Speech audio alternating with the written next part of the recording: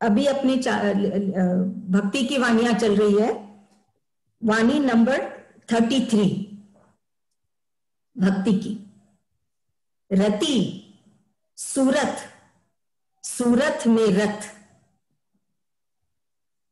रति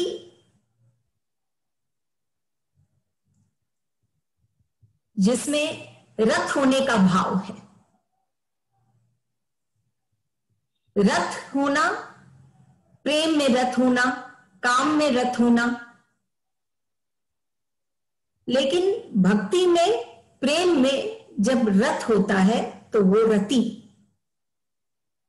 जब जिसके हृदय में जब प्रेम प्रधान हो जाता है तो उसको अपने इष्ट के अलावा, अपने भगवान या गुरु के अलावा उस प्रेमी को और कोई नहीं दिखता। वो होता है रति। जब उसमें और ये जो प्रेम है जिसमें वो रत है, वो प्रेम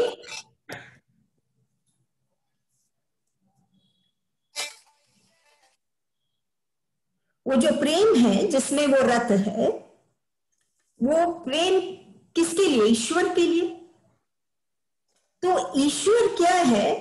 वो कभी बोलते हैं सूरत। वो जो ईश्वर है प्रेम के रूप में, वो एक उसका रूप बन जाता है, भक्त का ईश्वर का रूप बन जाता है। तभी कहते हैं रति सूरत। वो जब रथ हुआ प्रेम में तो उसका सूरत जो है, जो दिखाई देने लगा, वो ये जो प्रेम है वो उसके रूप में दिखाई देने लगा। वो सूरत में वो आ गया। तो कौन? ये जो ईश्वर है, जो प्रेम रूप है, जो प्रेम है, जिसके हृदय में प्रेम है, वो अभिव्यक्त होने लगा। उसका रूप, उसके रूप में, मतलब वो भक्त क्या है? इन अदर वर्ड्स वो ईश्वर का या प्रेम का रूप बन गया, सामने आ गया। वो उसका एक रूप बन गया।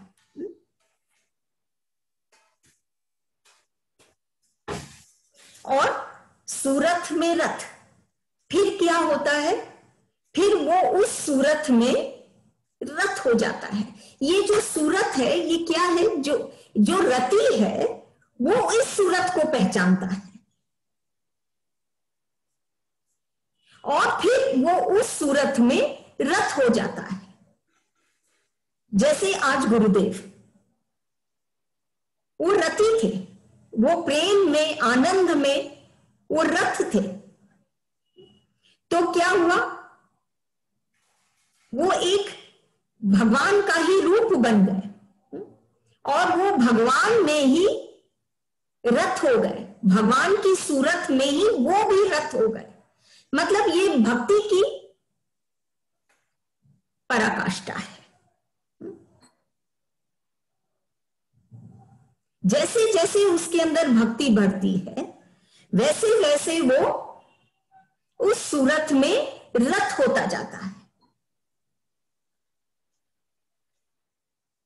और ये जो रथ होना है वो उसी के हृदय की बात है। वो अपने ही हृदय से रथ हो रहा है अपने इष्ट के लिए। और ऐसा हो जाता है कि वो खुद ही उस इष्ट का रूप बनने लग जाता है और वो भी उसी सूरत में, उसी इष्ट में रथ होने लग जाता है। तो इसमें जो है रति सूरत, रति मतलब जो रथ हो जाता है भाव में, प्रेम में, वो उसकी सूरत भी उसी प्रेम का बन जाता है। मतलब भगवान का ही रूप बन जाता है। वो ईश्वर जैसे दिखने लग जाता है। वो नहीं तो वो दिखता नहीं है ना प्रेम। रति होकर वो प्रेम थोड़ी दिखता है, लेकिन जब वो रति इसमें रम जाता है, रत हो जाता है प्रेम में, तो वो ईश्वर का ही रूप बन जाता है सूरत, और फिर वो ईश्वर में ही रत रहता है। वो खुद ही ईश्वर रूप बन जाता है और ईश्वर में ही वो रत रहता है। उसकी दुनिया और कुछ नहीं होती है, सिर्फ और सिर्फ ईश्वर।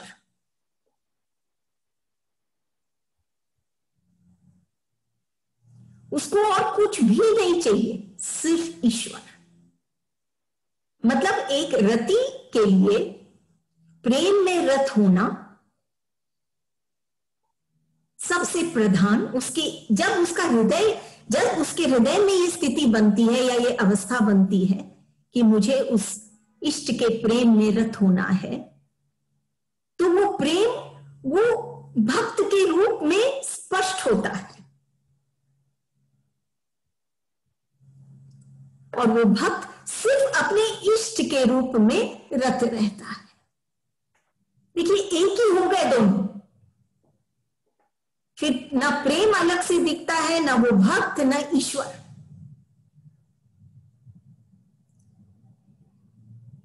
सब एक हो जाते हैं।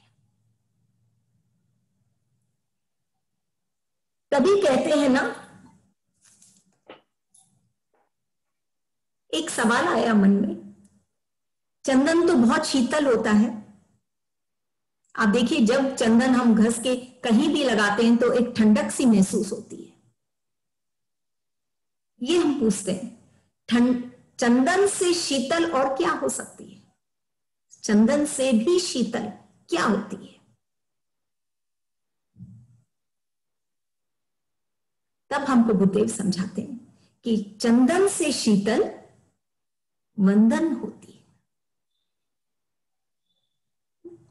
चंदन की शीतलता उसका प्रभाव है। चंदन के प्रभाव में जब हम आते हैं तो हम शीतलता महसूस करते हैं, लेकिन वंदन हमारा स्वभाव है, हमारे भीतर से उसकी उत्पत्ति है। जब भीतर से वो उमड़ता है तो उसका प्रभाव नहीं है, वो खुद का, हमारा, हम किसी के प्रभाव में नहीं है, ये हमारा ही स्वभाव बन जाता है। तो और प्रभाव तो जब वो है हमारे सामने या समक्ष, तो हम उसके प्रभाव में है। लेकिन हमारा स्वभाव अगर बन गया, जो वंदन है हमारा स्वभाव, तो हम हमेशा शाश्वत हम ये शीतलता पाएंगे। यही बुद्धदेव बोल रहे हैं कि जब हम रति बन जाते हैं, इस प्रेम में जब हम रत हो जाते हैं, इष्ट के प्रेम में जब हम रत हो जाते हैं, तो प्रभाव नहीं, ये हमारा स्वभाव बन जाता है प्रेम। और ये जब स्वभाव बन जाता है तो हम वो इष्ट के जैसे दिखने लग जाते हैं, वो भगवान के जैसे हम दिखने लग जाते हैं। और यही एक तरीका है जिससे हम प्रेम को अभिव्यक्त कर सकते हैं। वो भक्त उस वंदन में, उस प्रेम में रत हो गया कि वो रति बन गया और उसकी सूरत इष्ट को दर्शाने लग गई।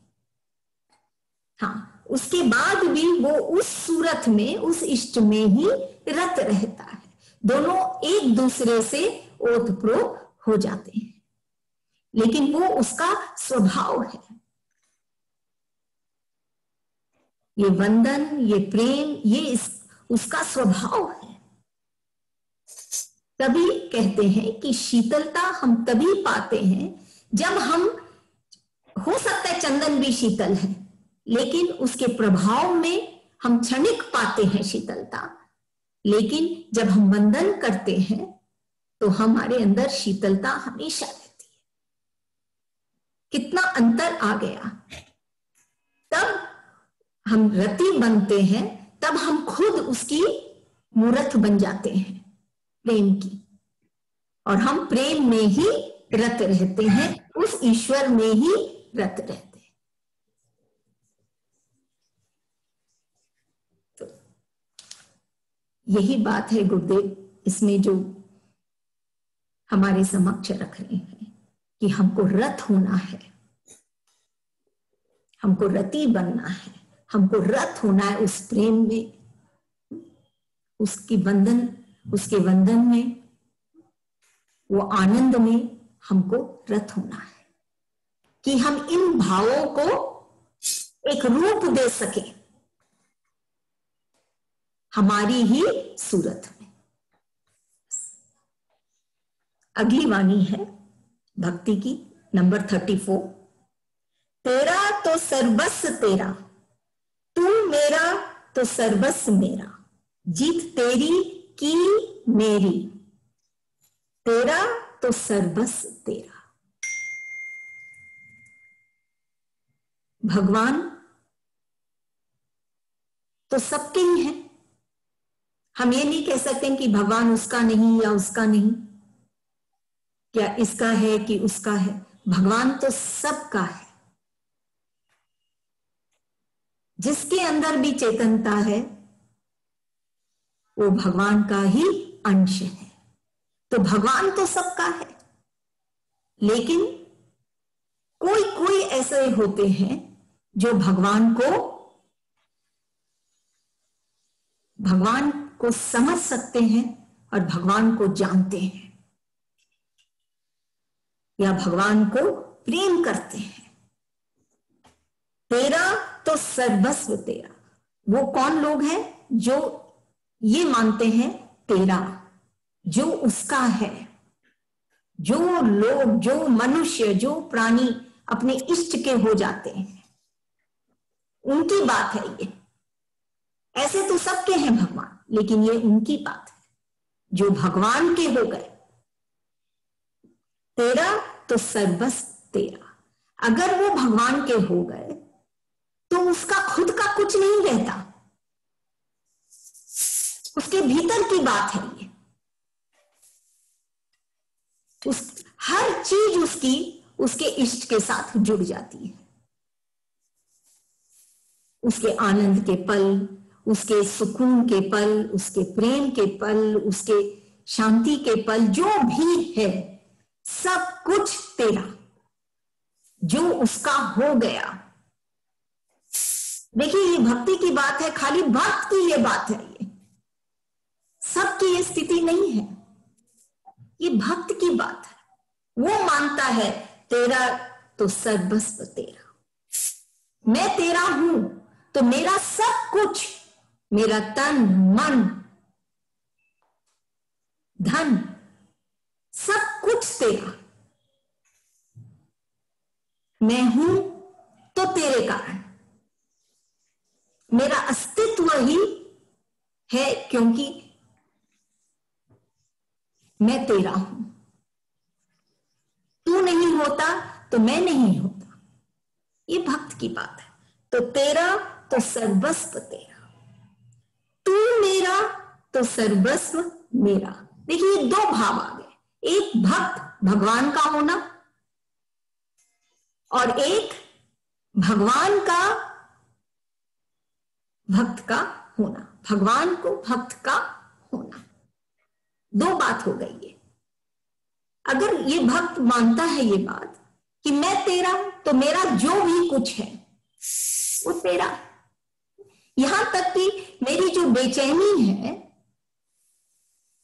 मेरी जो दुख चिंता जो भी कुछ है वो सब कुछ तेरा।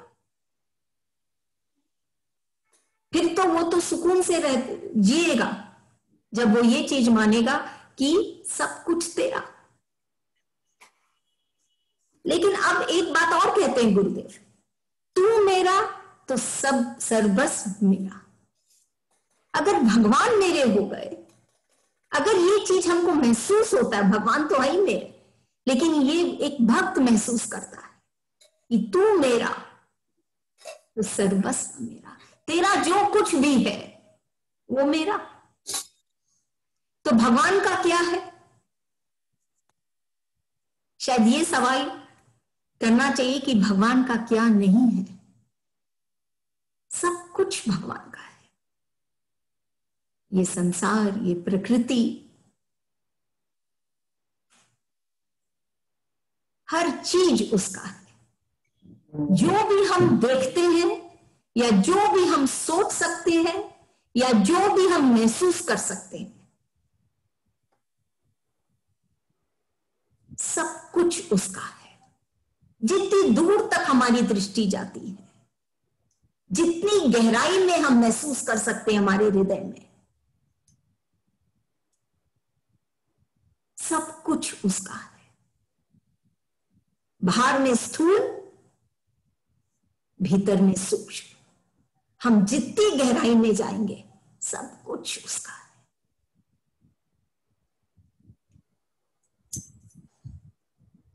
तब बोलते हैं तू मेरा तो सर्वस्व मेरा। फिर क्या हुआ? ये सब कुछ अगर उसका है और वो हमारा हो गया, तो ये सारा संसार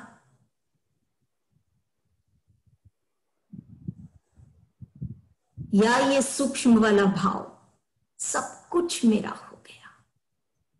जो भगवान का है, जो इष्ट का है, वो सब कुछ मेरे पास आ गया।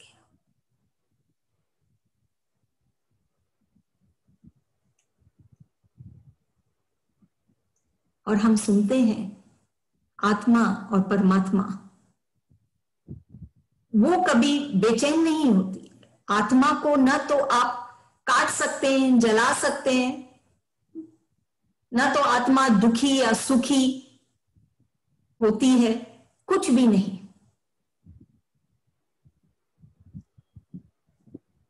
और ये आत्मा परमात्मा ही तो है, परमात्मा का अंश ही तो है, या हम ये कह सकते हैं परमात्मा ही है। तो वो बेचैनी तो है ही नहीं।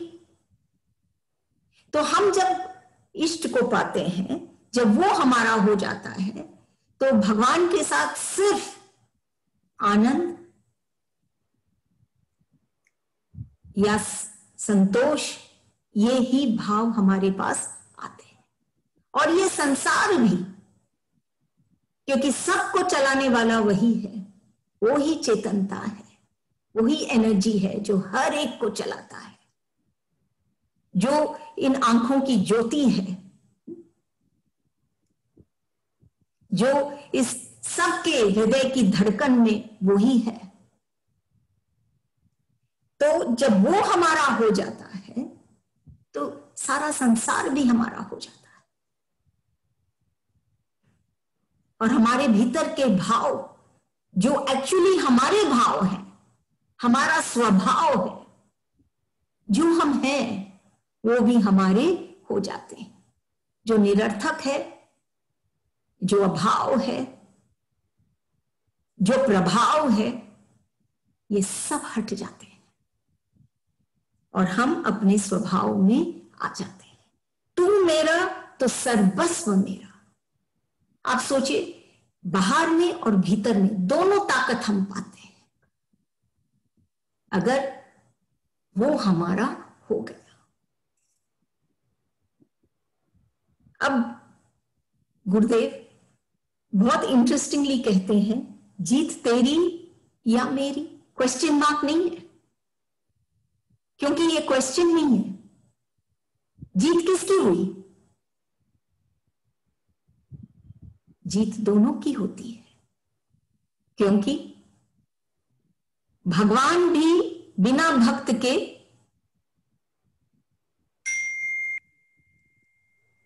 को पाते ही भगवान जीने लग जाता है, सबके समक्ष आ जाता है। और बिना भगवान के भक्त भी अधूरा है। भक्ति नहीं और भक्त के बिना भगवान नहीं। तो इसमें दोनों की जीत है, दोनों जीतते हैं। जब भगवान भी खुश होता है जब हम कहते हैं तू मेरा या मैं तेरा।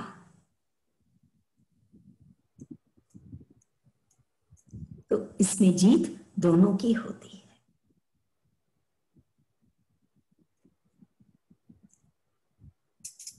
देखिए, ये जो दुनिया में आज जो हमारे सामने जो आती है वो है संघर्ष।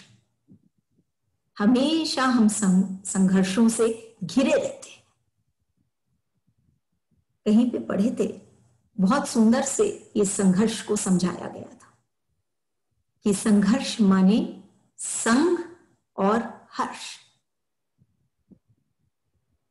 कि ये संघर्ष जो है जब हम उनका या उसका या इष्ट का संग करते हैं तो क्या होता है, हर्षित हो जाते हैं। फिर हम इस दुनिया को फेस कर पाते हैं। तो ये संघर्ष हमारा कुछ नहीं बिगाड़ती, हम आगे बढ़ते हैं। ये बेस्ट है, संघर्ष से हम कैसे उठे। एवरी डे हमारी लाइफ में एक नया संघर्ष होता है। तब बोलते हैं तुम संग कर, हर्ष हो जाएगा, तेरे मन में हर्षित हो जाओगे और फिर संघर्ष ही नहीं रहेगा।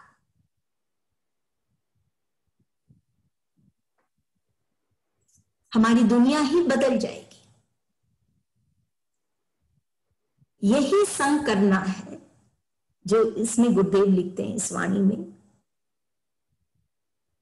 कह रहे गुरुदेव, तेरा तो सर्वस्व तेरा, कि मेरी जो बेचैनी है, मेरे अंदर जो भी भाव है या बाहर तन मन धन जो भी है, सब कुछ तेरा। ये बेचैनी भी तेरी, अगर मेरी बेचैनी, अगर तू मेरा, तो सब कुछ तेरा। अब भगवान ही उसको संभालेंगे। और अगर तू मेरा, तो भगवान के अंदर में जो आनंद है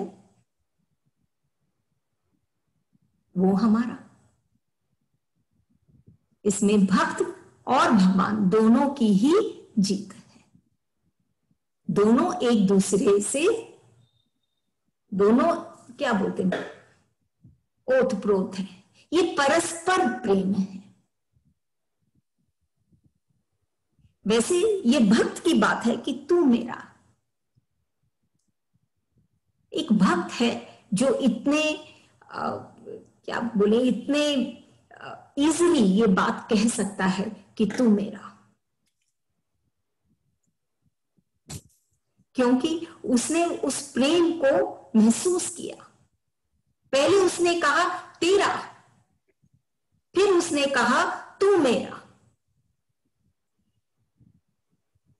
पहले की स्थिति थी, पहले अवस्था थी तेरा तो सब कुछ तेरा। फिर ये स्थिति बनती है जब सब कुछ तेरा हो गया, तब उसके मन में ये बात आती है कि तू भी तो मेरा है। तो तेरा सब कुछ, ये स्थूल हो चाहे सूक्ष्म हो, सब कुछ मेरा है। और फिर वो आनंद से मगन होके मस्ती में वो जीता है, जीत हो जाती है उसकी। उस संघर्ष से, वो दुख से, चिंता से नहीं घबराता है। वो संग करता है अपने इष्ट का और हर्षित होके आगे बढ़ता है और उसकी दुनिया ही बदल जाती है। नेक्स्ट वाणी भक्ति की नंबर 35। देखे हमने, देखे तुमने, हम तुमको कौन देखे।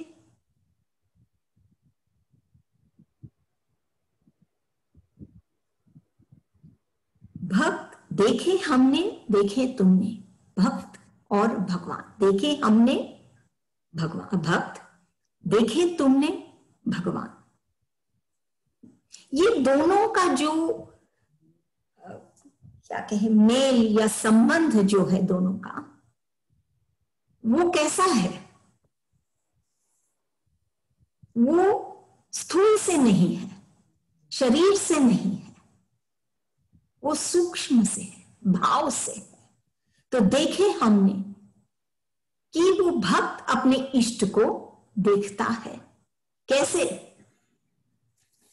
उसके मूरत में या सूरत में नहीं, उसके भाव में। और देखे तुमने, वो भगवान भी भक्त से उसके भाव से जुड़ता है, उसके ये दोनों का भाव से मिलन है, जिसको हम कहते हैं शरीर से परे दोनों का मिलन है। लेकिन ये सब लोग तो नहीं देख सकते कि भक्त और भगवान के बीच में क्या चल रहा है, ये सब लोग को नहीं दिखता है।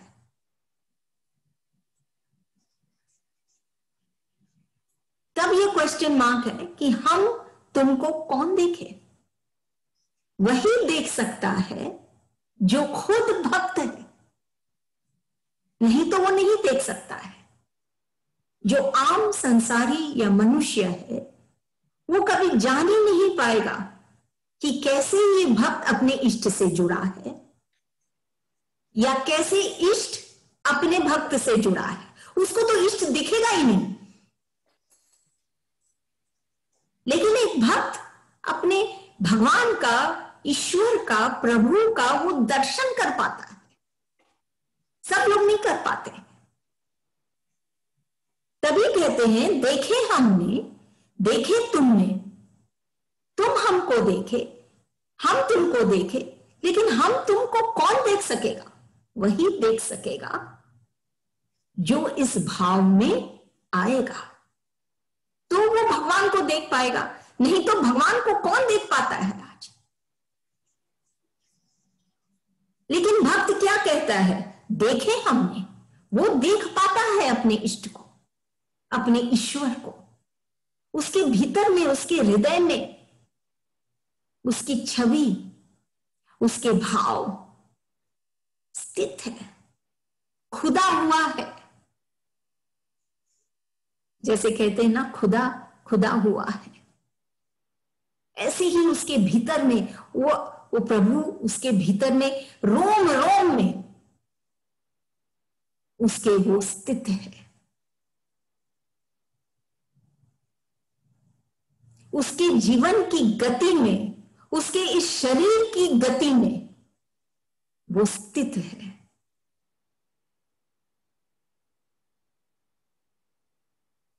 और उसको वो गति दे रहा है।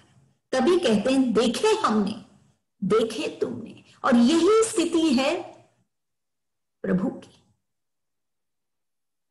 वो भी अपने भक्त के रोम रोम में बसा हुआ है।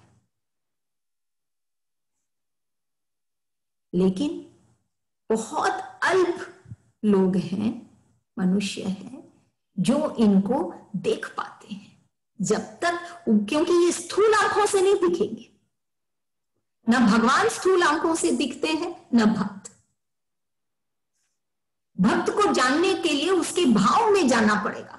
नहीं तो स्थूल आंखों से तो वह हर एक के जैसे दिखेंगे, अलग थोड़ी दिखेंगे। लेकिन जब हम उनकी आंखों से, या प्रेम की आंखों से, या भाव की आंखों से, या भीतर की आंखों से, या हृदय से, जब हम इष्ट को देखते हैं, तब वो दिखते हैं। और जब वो दिखते हैं तो भक्त भी दिखने लग जाते हैं, क्योंकि वो उसी के हृदय में वो दिखते हैं। भक्त के हृदय में ही वो ईश्वर दिखता है। वहीं पे आप ईश्वर के दर्शन कर पाते। तो ये भक्त कौन? जैसे आज गुरुदेव है। जब हम अपने गुरु में रम जाते हैं, उनके भावों में, उनके हृदय तक हम जब पहुंच जाते हैं, जैसे गुरुदेव बोलते हैं कि हाथ नहीं दिल जोड़, कि जब हम उनके दिल से अपने दिल को जोड़ लेते हैं तो हम उस प्रभु को, उस भगवान को, उस ईश्वर को हम देख पाते हैं। और कोई नहीं देख पाता है। ये बात सिर्फ भक्त की है और भगवान की है, या उस मनुष्य की है जो इस भक्त में रम जाता है, इस भक्त के भाव में आ जाता है। और ये भक्त स्वतः ही जो उसके समीप जाके सिर्फ बैठता है,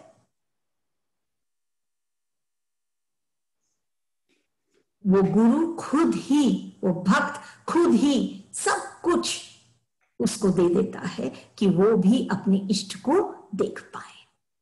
तभी बोले हम तुमको कौन देखेगा, वही देखेगा जो इस भक्त में रम जाएगा, इस भक्त के भाव में रम जाएगा। आंखों से नहीं देख सकता, रूप से वो कुछ नहीं पाएगा, भक्त कोई नहीं पहचानेगा जब तक कि वो उसके भीतर से नहीं जुड़ेगा। तो देखे हमने, देखे तुमने, हमने भक्त, तुमने भगवान, हम तुमको कौन देखे, वही जो इस भक्त में, जो ये भक्त हमारे समक्ष भगवान जिस भक्त को भेजे हैं, जब हम उनमें रम जाते हैं तो हम प्रभु को देख पाते हैं, भक्त को भी देख पाते हैं और प्रभु को भी देख पाते हैं।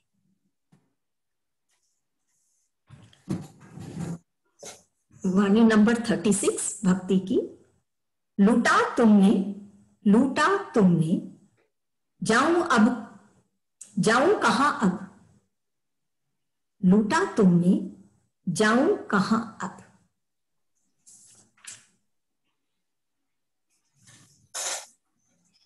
हमको क्या लगता है, कभी कभी जिंदगी को सिर्फ जीना चाहिए, जिंदगी को समझने की हम कोशिश ना करें। गुरुदेव की वाणियों से ये चीज समझ में आ रहा है कि जिंदगी को समझने की कोशिश ना करें, सिर्फ जिए। भीतर की बात आ जाती है। एक है जीना, जो है वास्तव में वास्तविकता, और एक है ख्वाब। ख्वाबों का, सपनों के ताने बाने हम बुनते हैं, कोई बात नहीं, लेकिन उसमें हमको उलझना नहीं।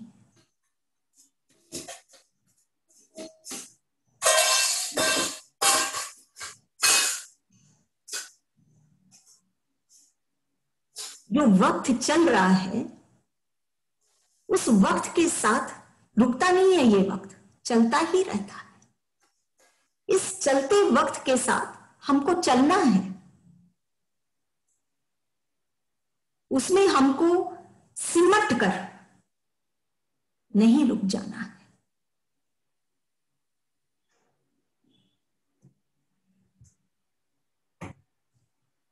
कभी कभी हमको हाथ फैलाकर खुली सांसें लेना चाहिए, घुट घुट कर हमको जीना नहीं है।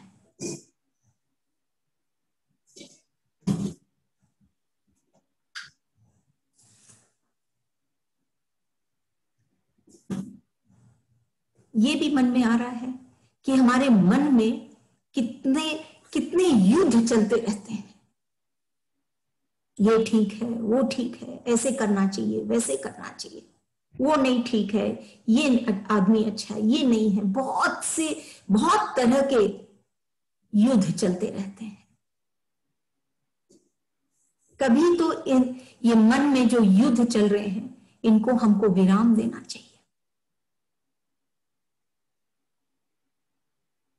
खामोखा हम अपने आप से लड़ते रहते हैं।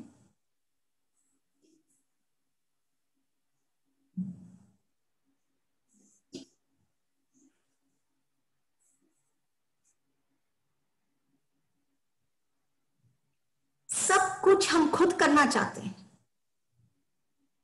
कभी कभी हम कई बातें हैं जो हम नहीं सुलझा सकते, कई बातों को हमको भगवान पर छोड़ देना चाहिए। सब कुछ हम ही करें या हम ही सुलझाएं, ये नहीं सोचना चाहिए। तो ये सब वाणियां हमको प्रेरणा देती है कि हमको कैसे जीना चाहिए। ये जिंदगी को जीना है, समझने की कोशिश हम ना करें।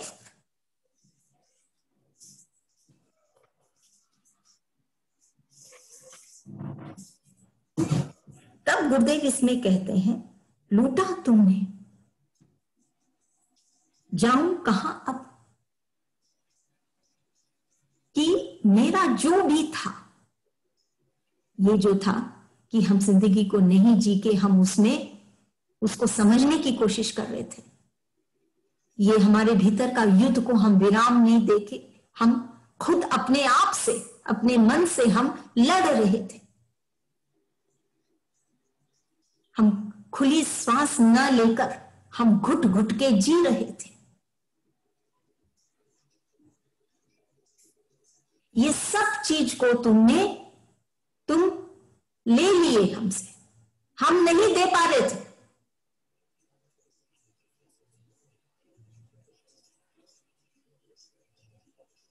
वक्त तो चल रहा है लेकिन हम वक्त के साथ नहीं चल रहे थे। तो तुमने ये सब चीज हमसे ले लिए, बोले ना, लूटा तुमने हमसे ले लिया।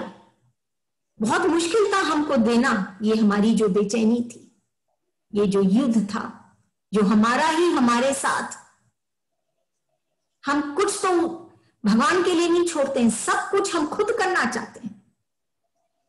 ये सब जो अभाव थे हमारे अंदर, सब कुछ तुमने ले लिया। तुम लूट लिए, तो हम नहीं दे रहे थे लेकिन तुम ले लिए हमसे। जाऊं कहां अब मैं जहां भी जाती हूं मतलब इस संसार में, मैं तो यही कहूंगी,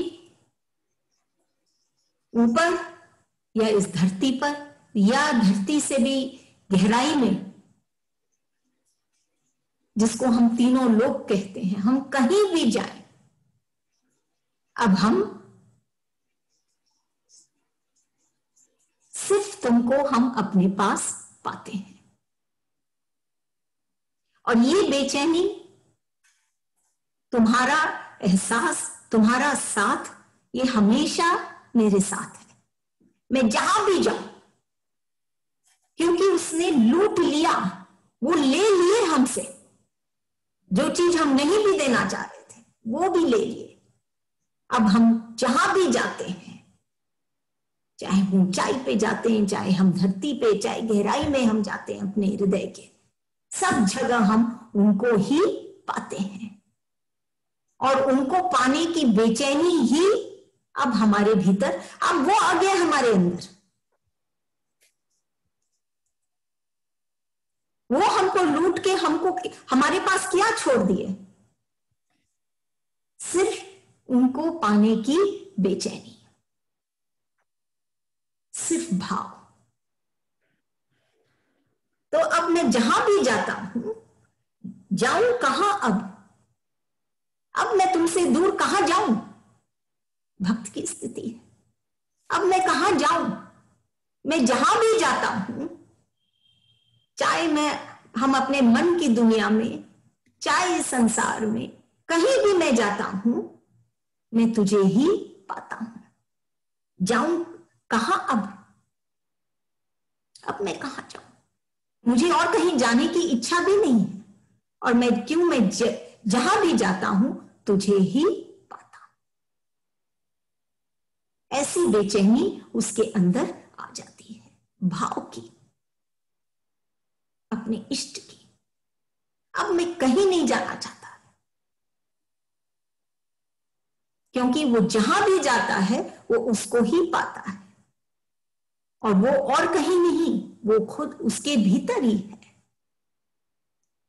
तो अब मैं कहां जाऊं, अलग से कहीं नहीं जाना पड़ता उसको कि भाई अब मैं यहां चला जाऊं, तो मुझे शांति मिलेगी, या मैं इसे जाऊं तो मुझे ये मिलेगी। नहीं, अब मैं कहां जाऊं? सब कुछ तेरे ही पास है, मेरा सब कुछ, मैं ही तेरे पास हूं, मेरा अस्तित्व ही तू है। भक्ति में कंप्लीटली ओतप्रोत ये वाणी है।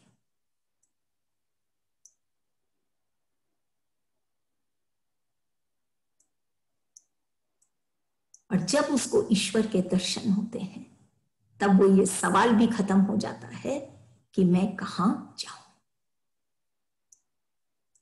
अभी तो उसको वो उसका जो अभाव है या जो भी उसके अंदर था वो सब कुछ वो लूट लिया भगवान।